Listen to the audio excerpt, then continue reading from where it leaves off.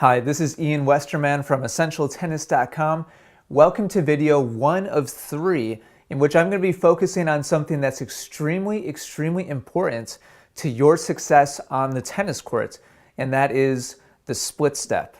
The split step, a lot of times, I think is kind of trivialized by recreational players, and that's to their own detriment. It's actually extremely important. There's certain things in tennis that we focus on that are kind of stylistic choices, or maybe certain body type will do certain technique this way and another body type that way. The split step is not one of those things. When you look at high-level players, recreational players, and professional players, it's universal. And I'm talking 4 or 5 players and above. Every shot, with almost no exceptions, and every player uses the split step. And that just kind of goes to prove how extremely important it is. On the other hand, when you go and you watch beginners or intermediate players, beginners, you really don't see it at all. Intermediate players, it depends on the player. Some players will use it, some players don't. I don't want you to make that mistake. I want you to start using it on a regular basis, and I'm going to show you exactly how. So in this video, I'm going to show you the technique of how to perform a split step correctly. And before we do that, I just want to define the purpose of a correct split step. The definition of the purpose of a split step is being as balanced and prepared to move to the ball as possible at precisely the right time. Again, the purpose is being as balanced and prepared to move to the ball as possible at precisely the right time. And in this video, we're going to focus on the technique of the split step, and we're going to be using a professional player, David Ferrer, to kind of be an example for us so that we can see how the pros use this incredibly important tool. So let's go ahead and take a look at David Ferrer, and you'll see that in this rally here, he is hitting back and forth with Andy Murray. This is a practice session at Cincinnati, at the Western and Southern Open at Cincinnati. I guess I should have been able to tell that based on the background, right? So they're hitting back and forth. Ferrer is hitting volleys. Murray is hitting ground strokes back on the baseline. And Ferrer is getting ready to go into a split step here. Murray's getting ready to hit. We're not going to talk about timing in this video. That's going to be the next video in this 3-part series. Here I'm just going to use Ferrer as a technique example. So let's watch Ferrer as he gets ready. You're going to see him take a couple of little steps here. This is not his split step. Here's his split step right here, and you'll see both his feet come off the court. You'll see both of his feet widen, and he'll touch back down again on the balls of his feet. If you want to say toes, that's fine as well. But ultimately, the balance of his body weight goes onto the balls of his feet. And there's really 3 things, technique-wise, that you need to make note of. Number 1, I want your feet to be at least shoulder width apart, preferably a little bit wider. If we draw vertical lines here going up from his feet, you'll see that Ferrer's a good bit wider than shoulder width apart.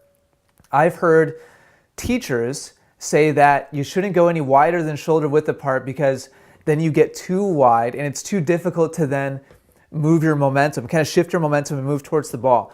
I think that's correct to a certain extent, but I think a lot of teachers, to be honest with you, totally overstate that.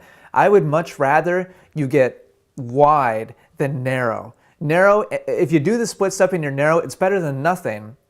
But if you want to be in a good, solid athletic stance and athletic position, wider than shoulder width apart, in my opinion, is really important. So let's go back to Ferrer. So that's technique element number 1 is the width. Number 2 is bent knees. So look at as he gets down, and right here he already identifies where the ball is. He's getting ready to hit. But look at the bend in his knees here. This is really important if you want to be as prepared as possible. And it goes back to what I said a second ago, and that is just being in an athletic stance, being in a prepared, balanced position with your body. And having your knees bent is definitely something that can help that. It helps you be able to then take that stored up energy in your legs and push off towards whichever direction that the next ball is hit. So it gets everything prepared to move. That's the whole point of the split step, right? As we talked about in the definition, is to be as prepared as possible to move towards the ball at precisely the right time. So that's number 2, is the bent knees. And then thirdly, what we're going to look at here from Ferrer is look at how his heels are off the court as he's preparing to move towards this shot. And really, his heels never touch the court. They get close. Here he is coming down into a split step. They get close, but you can kind of see here that there's still a little bit of space on both sides. He never really gets flat-footed. And that is as opposed to the broad majority of recreational players that, quite truthfully, stay flat-footed throughout the entire period of time that their opponent is hitting the ball. And then they're starting from a totally static position. They're just totally stopped on the court surface, and they have to regather everything and get going again. Please don't do that. I want you to stop having to restart everything and go back down to zero, restart again every time the ball is hit. And if we go back to Ferrer here and look at a couple of shots, we'll see that he repeats this process over and over. And you will see him take a couple of little kind of bounce steps back and forth in preparation as the ball is going to Murray. And then here's a split step right here. And again, shoulder width apart, heels off the court, knees bent, and moving towards the ball. The ball basically came to him that time. So a couple little dance steps again. Here's the split step right here. On the balls of the feet, knees bent, feet more than shoulder width apart. And we will see him repeat that over and over and over and over again. We'll just take a look at one more here. Here's the split step right here. More than shoulder width apart. Heels way off the court there. And then starting to move back towards the ball again. And knees bent, of course. Here's the split step right here. So there's your three technique elements of the split step. That's all we're going to talk about in this video. I wanted to make sure that we had enough time to really cover that in detail. So remember, the technique elements that you need to do are feet at least shoulder width apart, really preferably wider than that. Number 2 is a bend in the knees. And number 3 is heels off the court and balance on the balls of your feet. If you do those 3 things in terms of your technique, you're doing a great job. In the next video, we're going to talk about timing. Remember, there's kind of 2 parts to this definition or whole purpose behind the split step. Being as ready to move as possible at precisely the right time. So in the next video, we're going to talk about that second element, the timing part of it. Until then, please leave me any thoughts or comments that you have right below this video. I'd love to hear from you.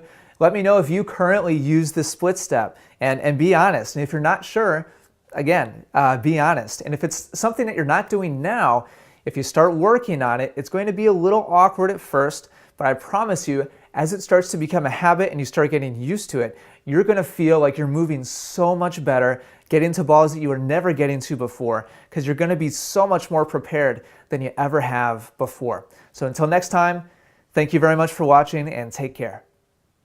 Want to serve more like the pros? Find out how as I compare Federer, Nadal, and Djokovic during my free 5-video course. Get it now at freeservecourse.com. That's freeservecourse.com.